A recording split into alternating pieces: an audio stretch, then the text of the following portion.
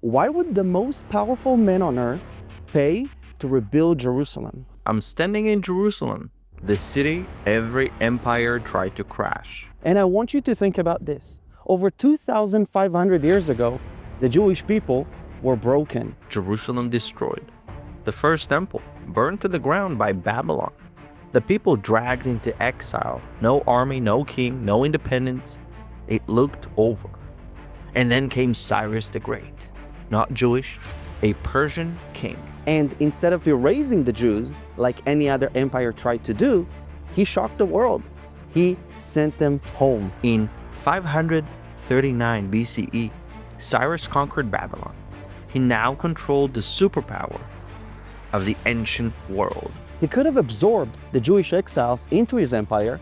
He could have erased their identity, but he didn't. That's what conquerors do. That's what conquerors still do. But Cyrus did the opposite. He issued a decree allowing the Jewish people to return to Jerusalem and rebuild their temple. But he didn't just give them permission, he funded it. He ordered that the stolen temple vessels be returned. Gold, silver, sacred items taken by Nebuchadnezzar sent back to the Jews. A global emperor saying, go back to your ancestral homeland. Rebuild your capital, rebuild your temple, rebuild your faith.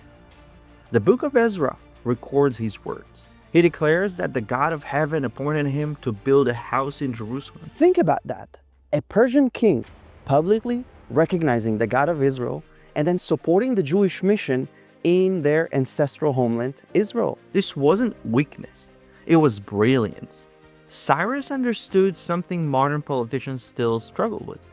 Identity matters. Faith matters. National roots matter. You don't create stability by crushing a people's soul. You create it by respecting it. So the Jews returned, a small, determined group. Families who still remembered Jerusalem. Priests who still remembered the temple service. Leaders like Zerubbabel and Joshua the high priest stepped up. They walked back to the ruins. Picture it. Burnt stones, broken walls, silence where songs once filled the air. And they started rebuilding. First, the altar. Before walls, before security, they rebuilt the spiritual center. That tells you everything about the Jewish story. The temple wasn't just a building. It was the heart of the nation. Of course, there was opposition. Local enemies tried to sabotage the project, political pressure, threats. But the Persian Empire under Cyrus and later Darius upheld the decree. The rebuilding continued, and in 516 BCE, the Second Temple was completed. Jerusalem lived again. Here's why this matters. Israel didn't start in 1948. It also didn't start in 1917. It didn't start with the Ottomans, the British, or any modern headline. It goes back to thousands of years. Empires rose and fell. Babylonians, Romans, Byzantines, Arabs, Crusaders, Ottomans. The Jews were always tied to this land. Cyrus didn't create the Jewish connection to Jerusalem. He simply recognized it. And here's something even more powerful.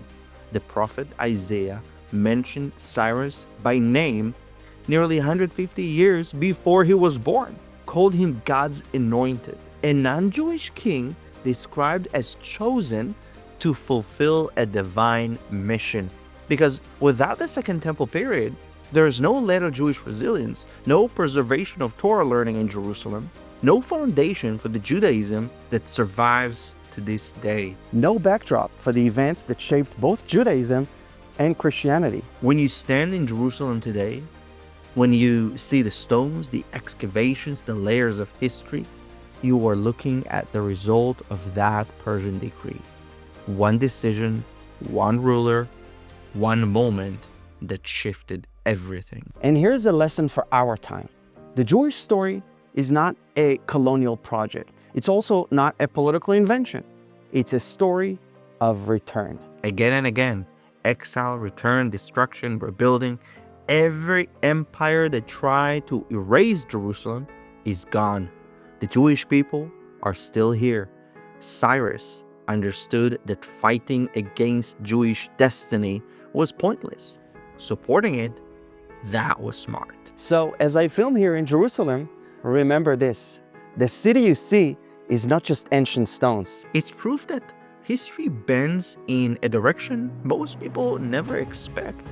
The Babylonians burned it, the Persians helped rebuild it, the Romans destroyed it again, And still, Jerusalem stands. Empires come and go, but Jerusalem remains. and sometimes even a foreign king becomes part of the Jewish miracle.